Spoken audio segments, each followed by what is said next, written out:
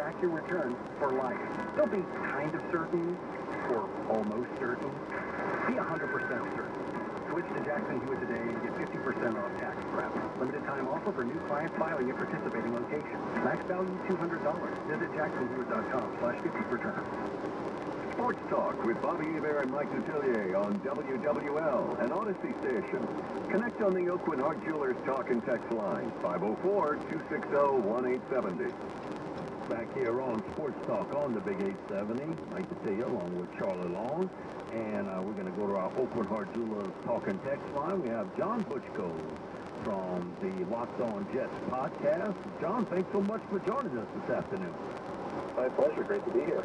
John, tell us a little bit about what you know on the visit for Derek Carr. He came to New Orleans, had a couple-day visit, got kind of wined and dined here, and then decided, man, I don't want no trade. Let me go out in the free agent, which is the smart thing to do, because I think it's financially better off for him to do that. So what do you know about the visit to New York with the Jets?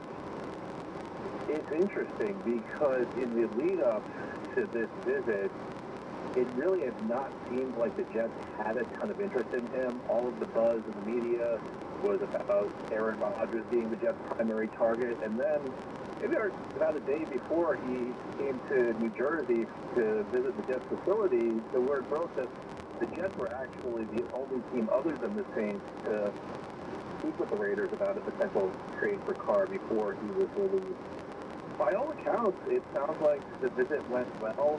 The buzz out of the Jets, from the media, out of the Jets front office, is that it sounds like they're ready to prepare to make an offer for him. So the question now is whether the Jets are going to wait for Aaron Rodgers to see what he wants to do, or whether they're just going to go full speed ahead with Derek Carr. And both, there are pros and cons to both approaches. So if you decide to wait to see what Aaron Rodgers wants to do, Derek Carr may be gone by the time you figure out what's going on with Rodgers, and then you could end up stuck with nobody. And I think the other side to that is if you want to get Aaron Rodgers, then, do you make the move with Carr? Because if you sign Carr, obviously you're not getting Rodgers, so then you take yourself out of Rodgers. So it's an interesting decision with just in front of them.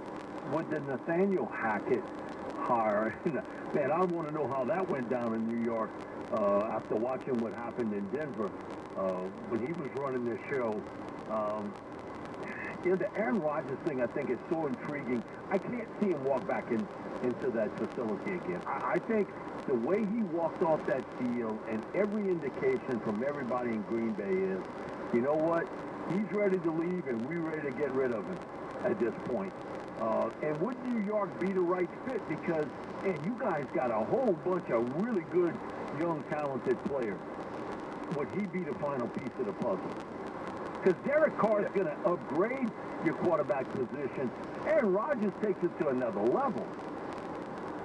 If you're getting the Aaron Rodgers that we know, he did not have a very good year last year. Now, I know he was dealing with a broken bone in his, I think it was a broken thumb that, could have impacted his play last year. But even before that injury, he was not playing all that great. And the other aspect to this that I look at is, as you mentioned, the Jets have a lot of young talent. If you get Rodgers, I view it as more of like a 1 to 2 year rental type situation. I think it's a little different. There are some recent examples of Brady going to Tampa Bay or Stafford going to the Rams. But those were teams that I think had a shorter window than the Jets. So from that standpoint, I don't know how much I love the fit. And the thing that, I'll tell you, the thing about anything else that gives me concern about just making a move from Aaron Rodgers is the contract. Because he's got a $60 million salary next season. Now, the way the contract is structured, the Jets will only be charged $15 million next season. But that's kicking $45 million. That's the money doesn't, the other $45 million doesn't go away. It just goes to a future season. And it goes to a point where, by the point the Jets have to pay that could be around the time they need to give Sauce Gardner a new contract, they need to give Garrett Wilson a new contract. So I look at the timing of this, I look at Rodgers' play last year, and I think I'm in the minority of this among people who cover the Jets, among people who follow the team. I will tell you that I think a lot of other people are much more are much bigger believers in the idea of the Jets to trade for Rodgers than I am, but I look at this, and I actually have some pretty major concerns. So you would rather go with Derek Carr? I would.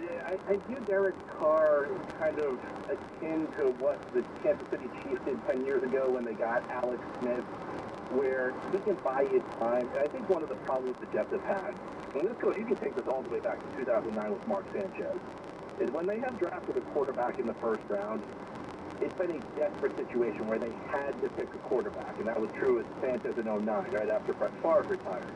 Last time, by the way, the Jets were interested in a Hall of Fame accurate quarterback at the end of his career. If you go to 2018 with Sam Darnold, essentially they essentially had this 2-year plan that was built around drafting a quarterback in 18. In 21 with Zach Wilson. This was kind of at a point where they had nothing at quarterback in those years, and they felt like they had to draft somebody. And sometimes that's where you make a mistake, because sometimes maybe where you reach for somebody, sometimes maybe you overlook a player's flaws because you need somebody so badly that it's kind of convenient to kind of turn a blind eye to a player's flaws. So my view is that if you get Derek Carr, he buys you a couple of years. He gets you stability. You're not in a situation where you need to draft a quarterback. You're in a situation where you can wait for the right guy to come to you. And I'm not sure that there's ever going to be another Patrick Mahomes available for the Jets. But you can wait. Just as Kansas City waited for Mahomes and then got him, and then were able to sit him for a year, I think Carr is that guy who can provide the stability. I think the Jets, can make some noise next season with Derek Carr as their quarterback. They have a lot of talent on defense. The offense, it works when you have two very good pieces at skill positions in Garrett Wilson and Breece Hall, who are entering their second season. So, for me, I'm not arguing that Derek Carr has had a better career than Aaron Rodgers. That would be a ridiculous thing to argue. I'm not even necessarily saying Derek Carr is going to be the better quarterback for the Jets next season. But I'm saying when you factor in price, if the price was completely equal between the two of them, I might go with Rodgers. But I think the price, when you're talking about what the contract Carr's going to get, and the fact you won't have to trade anything to get him, whereas with Rodgers, you'll have to trade probably a couple draft picks. For me, Carr's a better fit. Not the better quarterback, but the better fit. John, a player that you had just mentioned, Breece Hall, someone that really impressed before he tore his ACL early on in the season. Last I saw about him is that he was ahead of schedule in his recovery, expected to be ready for training camp. What's kind of the expectations for year 2 with a fully healthy Breece Hall? The other thing, too, John, to piggyback what Charlie has is also Mekhi Becton, the big tackle, because he went down real early for the Jets. Okay, so I'll give you 2 different answers to that. For Breece Hall, as you guys mentioned, it's funny, the Jets actually had both rookies of the year this year. They had Sauce Gardner